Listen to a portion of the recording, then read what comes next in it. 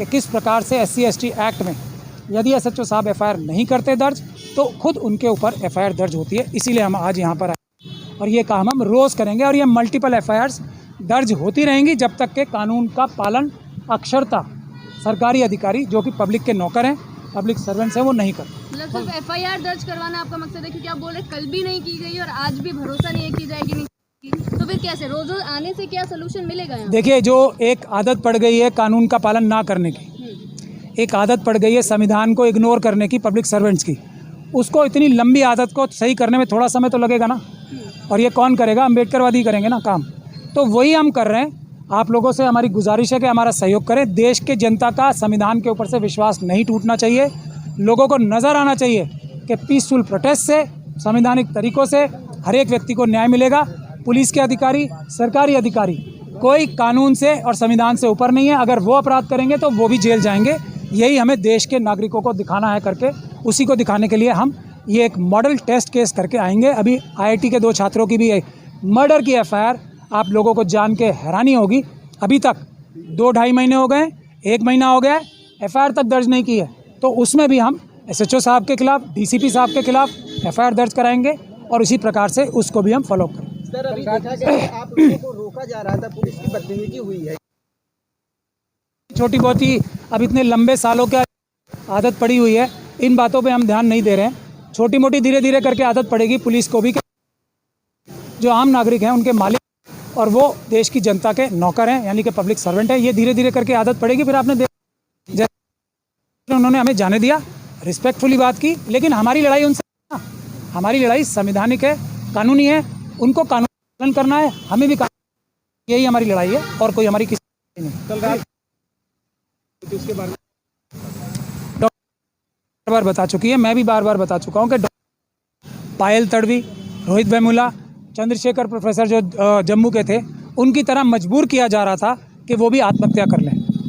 Chargesheet file हो गई, ये साबित हो गया कि प्रिंसिपल साहिबा ने इतना बड़ा अपराध किया है, उसके बावजूद भी उनका अरेस्ट ना होना, इसके बावजूद भी पुलिस का उनकी मदद करना, इसके बावजूद भी उनको वाइस चांसलर द्वारा उनके पद से ना हटाना, इसके बावजूद भी RSS और BJP का उनको सपोर्ट करके पुरस्कार देना जो कि सरकार चला रहे हैं, इसके बावजूद भी जो प्रिंसिपल्स एसोसिएशन है दिल्ली यूनिवर्सिटी की, उनको अपना एक चार्जशीटेड प्रिंसिपल को जो फोर्जरी करते हुए चार्जशीटेड है, उनको अपना जनरल सेक्रेटरी चुनना, ये इस देश में जो हो रहा है, इसी को हाईलाइट करने के लिए हम लोग संघर्ष कर रहे हैं। ये सिर्फ डॉक्टर रितु के साथ नहीं हो रहा है, ये पूरे देश में हर एक पढ़े लिखे SC/ST के व्यक्ति के साथ हो रहा है, OBC के व्यक्ति के साथ हो रहा है, माइनॉरिटी के व्यक्ति के साथ हो रहा है, महिलाओं के साथ ही हो रहा है। उन सभी को न्याय दिलवाने के लिए ये लड़ाई मिशन सेव कॉन्स्टिट्यूशन ने डॉक्टर रितु को एक रोल मॉडल बना के शुरू की है। आप सभी से हमारी गुजारिश है, इस संवैधानिक लड़ाई में पीसफुल प्रोटेस्ट करके हमारा सहयोग करें।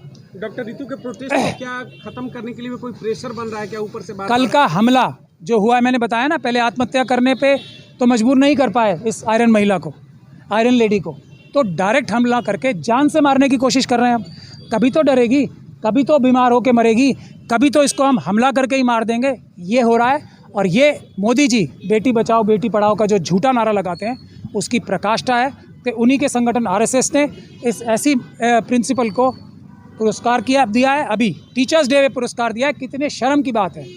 और उन्हीं के जो प्रिंसिपल्स हैं, प्रिंसिपल्स कैसे वोट देते हैं हमें सबको पता है, सरकारी अफसर हैं तो सरकार के दबाव में ही वोट देते हैं। उनको मजबूर किया है कि ऐसी प्रिंसिपल को जो चार्जशीटेड है फोर्जरी में, उसको जनरल सेक्रेटरी बनाए।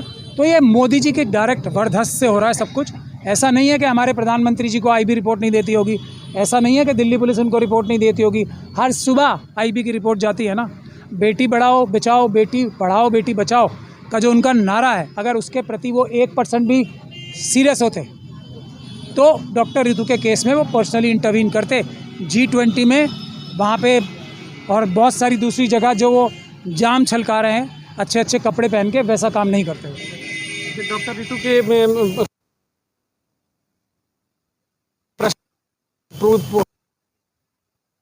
देखिए, जब मारने वाले वही हैं और पुलिस पे दबाव, अगर पुलिस को निष्पक्ष रूप से काम करने दिया जा रहा होता तो अब तक डॉक्टर रितु को तो राउंड द क्लॉक सिक्योरिटी होती ना। उनका तो अधिकार ये 2 साल से है जो उनको नहीं दिया गया। और दिल्ली पुलिस की स्पेशल सेल ने एक झूठी रिपोर्ट फाइल की ताकि उनके ऊपर दबाव बना रहा है, उनको हत्या करने की कोशिश का मौका दिया जाता रहा है इस प्रिंसिपल को और उसके जो को कॉन्स्पिरेटर्स हैं। और अब उन को कॉन्स्पिरेटर्स में वाइस चांसलर साहब और जो प्रॉक्टर साहिबा हैं उनका नाम भी जुड़ गया है। अब उनके खिलाफ भी पूरे सबूत आ चुके हैं कल की घटना के बाद। तो आप समझ सकते हैं कि उनको सुरक्षा ना देना तो इस साजिश का हिस्सा है ना, जिसमें स्पेशल सेल दिल्ली पुलिस भी शामिल है। जो कंसर्न पुलिस पर हमला हुआ है उसके बारे में बताया कि भाई वेरिएबल ऑफेंस है, नॉन कंपाउंडेबल है, जो मॉरिस नगर थाने के ज्यूरिडिक्शन के अंदर ये अपराध हुआ है और उनकी लाइफ लिबर्टी को प्रोटेक्ट किया जाए एज पर लॉ। और उसमें हमें जो लीगल प्रोटेक्शन है वो विक्टिम को दिया जाए जो प्रोफेसर रितु हैं। और एक बार अगर भूकंप आ जाए तो दोबारा आने की बड़ी प्रबल संभावना होती है। अगर एक बार किसी नागरिक पर हमला देश की राजधानी में इतने VIP एरिया में हो जाए तो दोबारा होने की बहुत बड़ी संभावना है। तो हमें पुलिस ने ये कहा है कि ऑलरेडी ACP अलका आज़ाद इसमें जांच कर रही हैं और इन्वेस्टिगेशन चल रहा है और वो आज भी मौके पर गई थी और बहुत जल्दी दोषियों के खिलाफ कार्रवाई होगी। और पुलिस ने दिया है, हमारी तरफ से महमूद पराचा साहब ने बात कही है सब वकीलों के साथ में कि everyday we shall come to the police that what action has been taken against the atrocities committed against professor Ritu के खिलाफ जो अपराध हुआ है उनमें पुलिस क्या मदद करेगी। बहुत जल्दी हम आशावादी कि एक उन्होंने ये एक कंप्लेंट अभी तक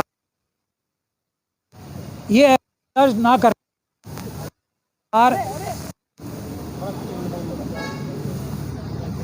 धारा 4 SC/ST एक्ट के तहत कॉग्निजेबल आज हम ड्यूटी ऑफिसर साहब को SHO साहब के खिलाफ FIR कंप्लेंट की है।